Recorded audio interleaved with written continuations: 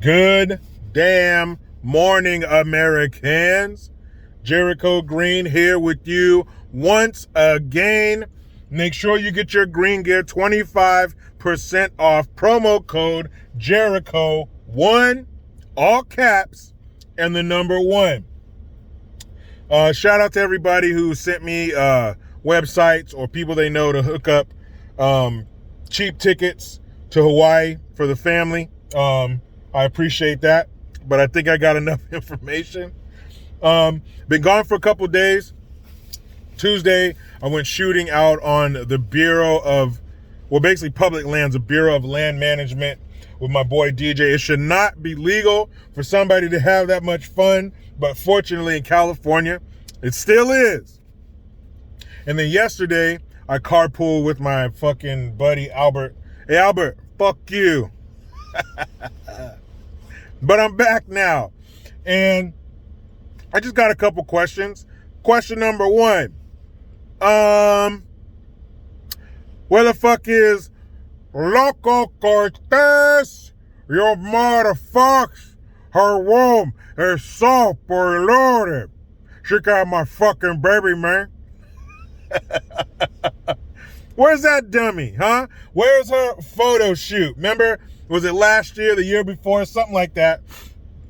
She got her little all-white outfit, and you're probably the last woman who should be wearing all white.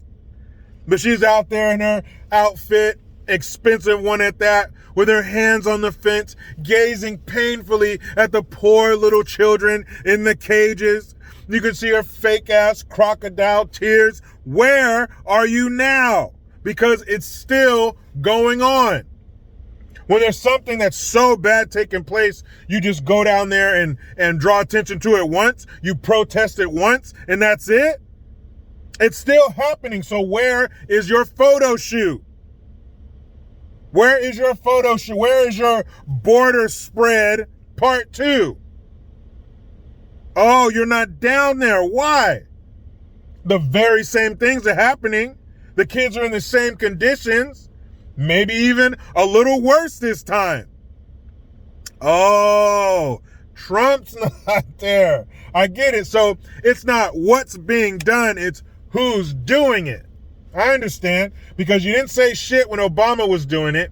You said a bunch of bullshit when Trump was doing it. But now that your boy Biden's in there, all of a sudden everybody's quiet as a fucking dead church mouse. Where's the outrage? Where are the congressmen and women crying?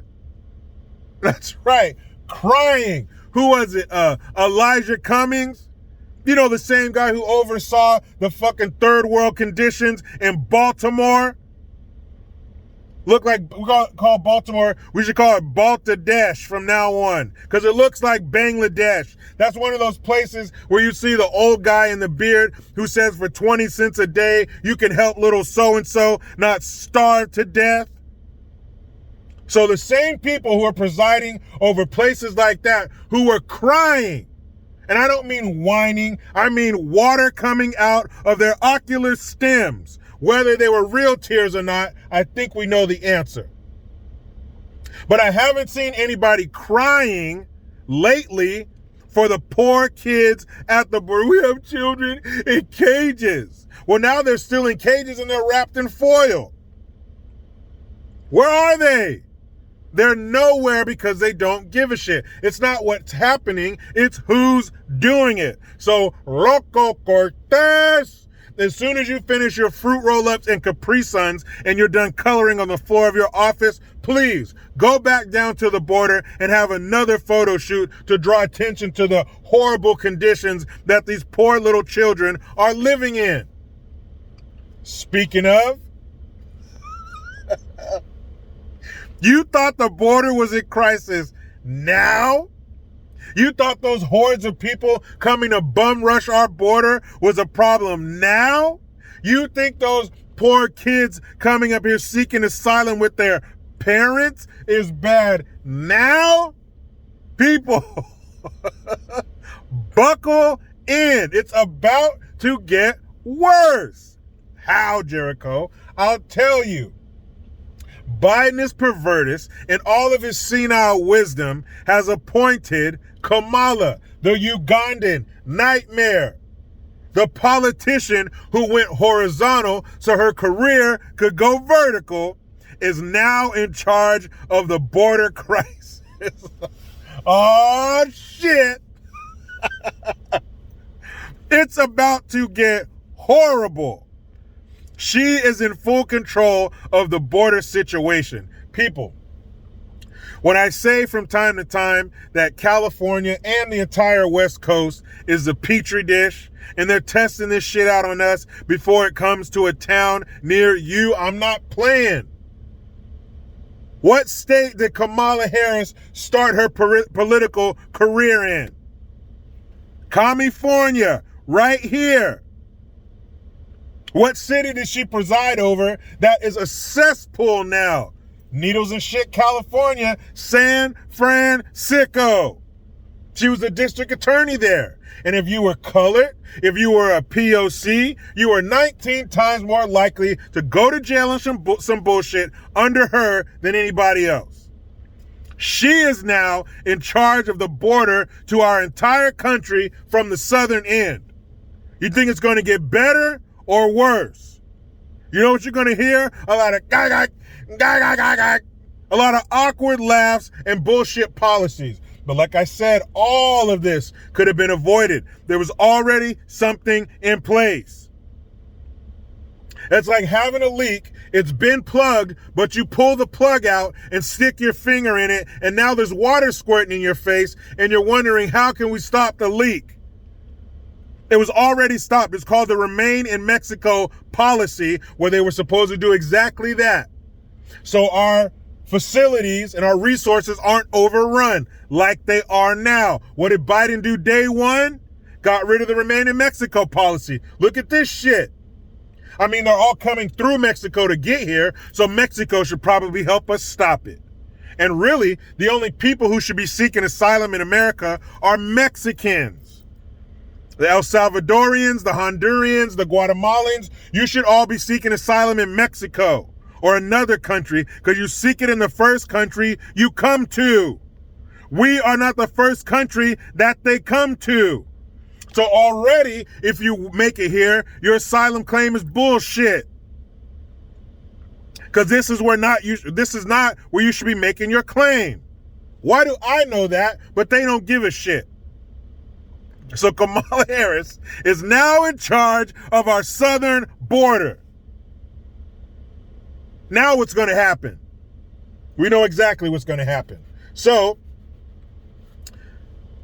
Rashida Tlaib, you know, she hails from the Detroit area. We all know what Detroit is famous for, and it's no longer automobiles. She's one of the four whores of the apocalypse.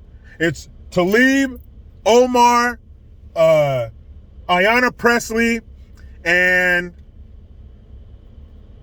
Omar, Presley, Tlaib, and Loco Cortez. So it's those four idiots. They are the four whores of the apocalypse. So Rashida Tlaib, she introduced a bill that will give people $2,000 a month until the end of the pandemic, and then $1,000 a month for a year after the pandemic ends. So many questions. Number one, who determines when the pandemic is over? Like, is somebody going to make an announcement today, the pandemic is over, and then your $1,000 a month will kick in that day? Who's paying for it? She wants to print it. It would cost $1.5 trillion, I believe. And she would, it wouldn't go against the debt. They would just make $1 trillion or $1.5 trillion or $1 trillion and a $500 billion coin. I didn't know our coins went that high, but that's what they were saying in the article. So that's what they would do to supply this money and not have it go against the debt. But once again, we had an opportunity to stop all of this from happening under Trump. Because see, we should have kept the economy going, and then people could generate their own money. So these businesses wouldn't have failed. People wouldn't be sitting home out of work. People wouldn't need this assistance because they could supply it on their own. But when you're paying people more money to stay home than to go to work, what do you think the majority of them are going to do? They're going to take the path of least resistance. They created the situation for them to look like fucking heroes. They created the situation for them to look like Robin Hoods. Oh, all the tax breaks to the corporations and they forgot about the little man. Bullshit. This is nothing new. There should have been nothing else in that COVID relief bill except COVID relief. Not tax breaks, not programs, not money for countries other than our own.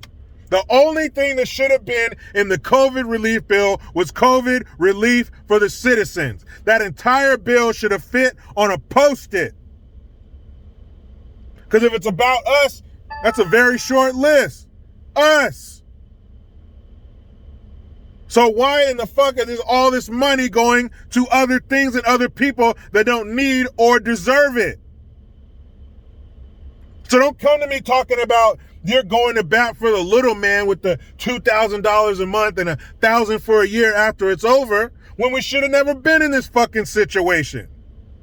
Of all people, Bill Maher. Somebody sent me a clip the other day and he's talking about how China is beating the absolute dog shit out of us on the world stage. Their militaries are growing. Their infrastructure is better and growing. They're throwing up entire cities in record time. They are building cities, and I mean skyscrapers, in less time than it would take for us to cut through the red tape to even break ground. Remember Obama and his bullshit shovel-ready jobs? There's too much red tape, there's too much this and too much that standing in the way of our production and our advancement. He said China's not gonna win. They've already won, just all the results haven't come in yet. Even the way they handled COVID. They're building hospitals in 10 days. They got robots, these cool little robots to take kids' temperatures before they enter class so they can get the fuck back to school and continue to eat our lunch on the world stage. He said, guess who doesn't give a fuck about a Chinese character in an old ass Dr. Seuss book? China. That's why they're ahead. That's why immigrants who come here, the ones who do succeed, because not every immigrant that comes to our country adds to it, unfortunately.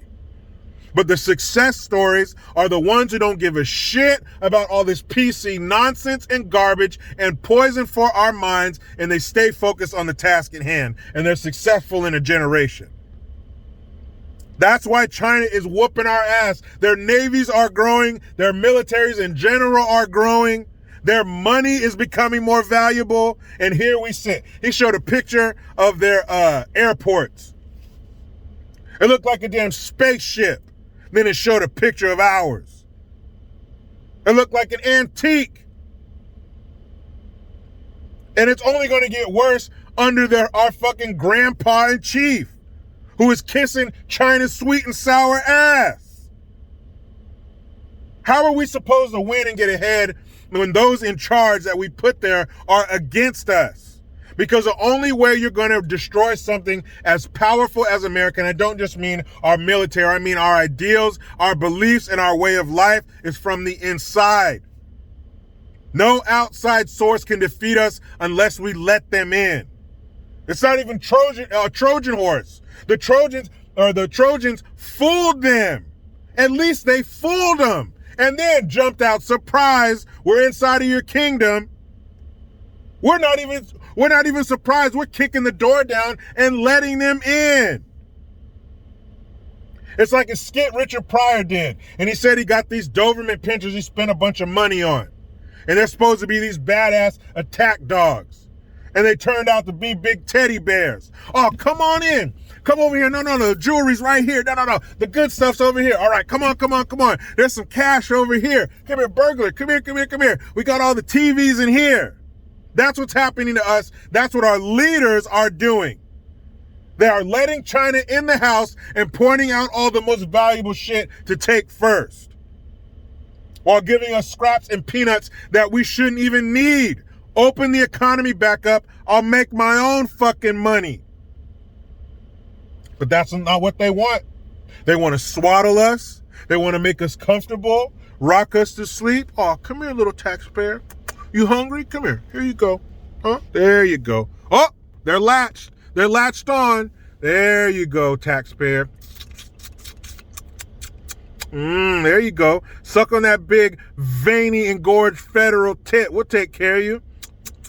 There you go. No, don't look at that. No. That's work. Don't look at work. You stay right here with mama government. Rockabye taxpayer. That's what they want. Don't rely on yourself. Self-reliance is what made America what it is today. The good parts. They can't have that. No more self-reliance. You rely on me. I take away your work. I take away your school. So you got to come to me to get educated. You got to come to me to get paid. They want us to be children. Could you imagine having to go ask somebody for money? You remember what that was like? Standing outside of your parents' bedroom or whatever room they're in, getting up the nerve to go ask for some money to go do something, knowing that what they're going to say? My dad's favorite 2 words. Hell no. Hell no. That was my dad's hell no. You already know, but that's where they want to put us back to. That's how they want us to be. Government, I understand if you say no, but I was hoping that maybe if you feel like it and you might want to maybe just give me a couple bucks so I got my family. If I can, if I can just, just a couple dollars, $2-3, and I won't ask for anything else. Bullshit. I get up too early. I work too hard to have it taken away from me on some bullshit. While China just, got our fucking clothes blown in the wind. They're passing us up so damn fast. Man, please. Kamala's in charge on the southern border. Case closed. Now let me get back to my state-mandated meal period. The only good thing California's giving me. But you know how it goes. I try to be done with the left, but they just won't let me. Please subscribe. Hit that notification bell because every time it rings, a piece of shit lefty cries. Get your Jericho Green notification tone. Link in the description box. Excuse me. Utilize the PayPal link and the Teespring link to get your green gear. I am Jericho Green. Man, I'm out.